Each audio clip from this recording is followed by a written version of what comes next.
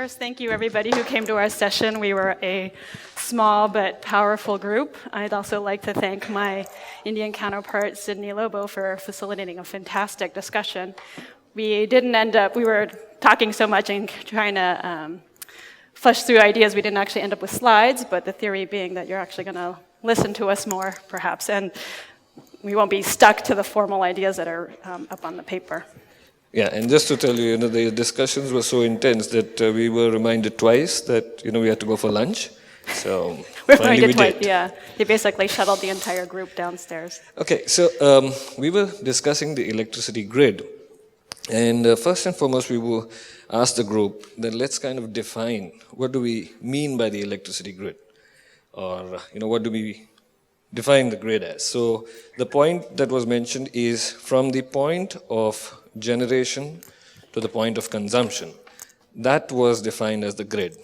And further down, we broke it into, the main transmission grid and then the distribution grid. Now, the transmission grid is composed of, transmitting power at 400 kVA and above. And it has intermediate, transformers and step-down locations, which then bring it down to a voltage which is further distributed. In India, the main grid, or this transmission grid, is controlled by Power Grid Corporation of India.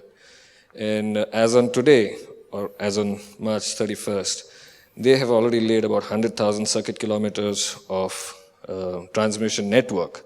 So the transmission network does exist, and they today transmit about 28,000 megawatts through that.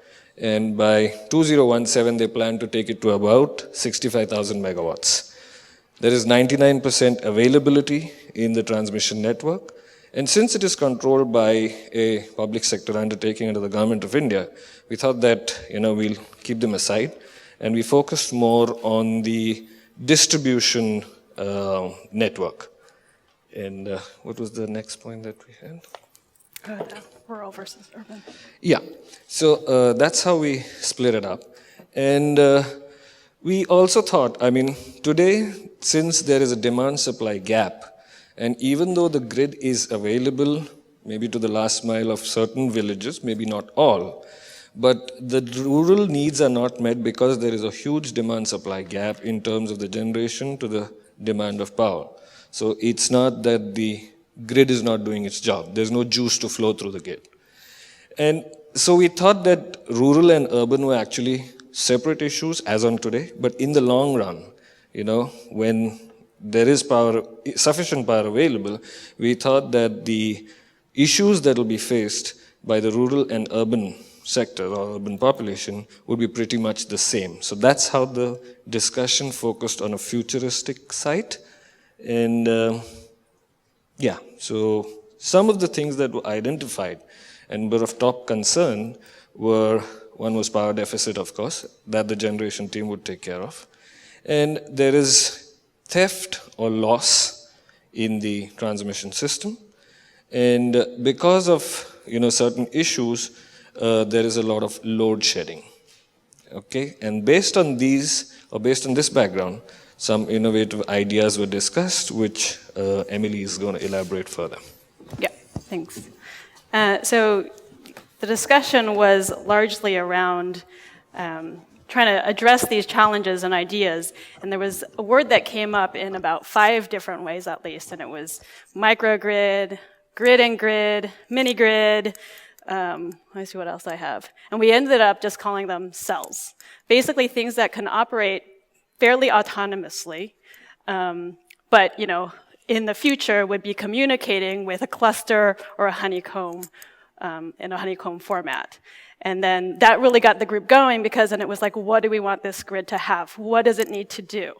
And so first it needs to have situational awareness just within itself and broadly. Even in the States, if you lose your power in your home, the utility doesn't actually know it necessarily unless you call and say, I'm on this street and I don't have my power.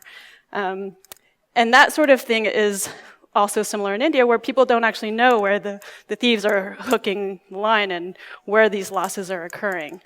And so that kind of thing started a discussion about sensors, and that sensors right now are, they need to be more communicative. So they need to have 2- or 3-way communication. So much smarter grids or power electronics and operation. So there's and so that kind of goes into the smart grid idea too, where you have meters and sensors. What else? And then the optimization within its cell, and then between cells. And so then as we started talking about cells and the idea that, maybe in rural communities, these cells will be very, if it's a biogas cell or if it's a PV cell that's predominantly, if these are the predominant forms of generation, they're actually going to be pretty rough in terms of providing ancillary services or reactive power. So then we started talking about sort of prioritizing or grading the cells, and then this also talked about different levels of grid, and we described it as economy to first class grid, and you wanted to know if that was a patented word already, but basically these levels of grid that could describe sort of, one, the level of service, whether it be just basic lighting, or 2, UPS type, where you have to provide 24/7 to hospitals and emergency services. For these cells to interact with each other, there's a lot of algorithms and optimization that occurs.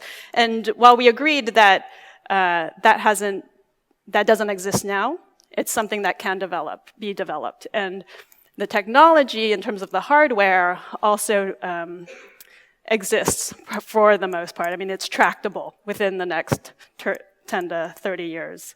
Something that got a lot of excitement as we talked about implementing these visions was the community, sort of the culture of India. But it was agreed, hands down, that this has to occur from the individual and community level. If this came down from the utility and said, we have this program for load shedding,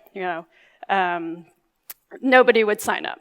It had to be, this was a new term I learned, like a goon. And basically this person who comes around and starts negotiating with people to say, if this is sort of to address the urban aspects of load shedding and aggregating loads to work as a sort of virtual power plant.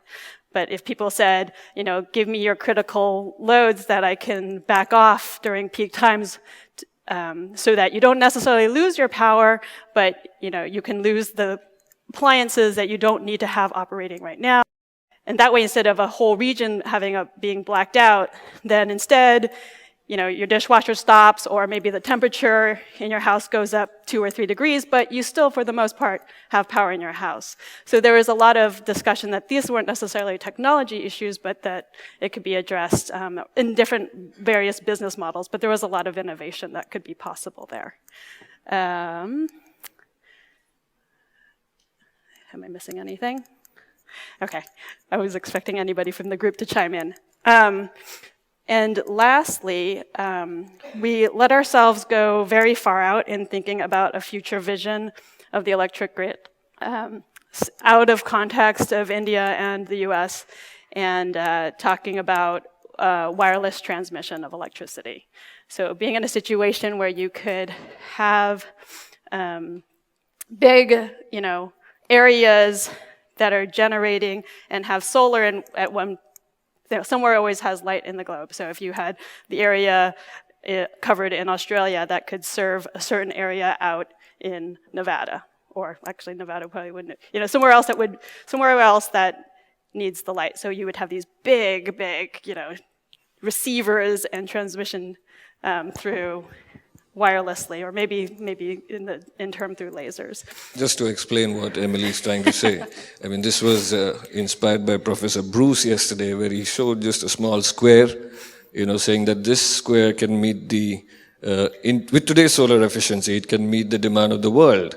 So we said, okay, if we have a similar size solar plant in Australia, one in Nevada, one maybe in Saudi Arabia, and one somewhere in the South African continent, all these places, sometime or the other, in the 24 hours, at least one location will have the sunlight. Now, how do you get that across to the globe? So if you can have wireless transmission, Australian power, when there's sunlight over there, can feed the full globe. And then when the sunlight is in the mid portion, it can feed the others. When it's in Nevada, you feed the rest of the world. So there's no need of power lines. It just everything goes through the air. Of course, the key is how do you send it out and how do you receive it without, kind of making a turkey out of someone in between. Yeah, and then if we actually did have to step back into the context of the grid that we have today, then there was talk about superconducting transmission lines, reduced HVDC transmission, and solid-state power electronics. That's it for us. If I missed anything, I want the group to chime in. Okay. Yeah.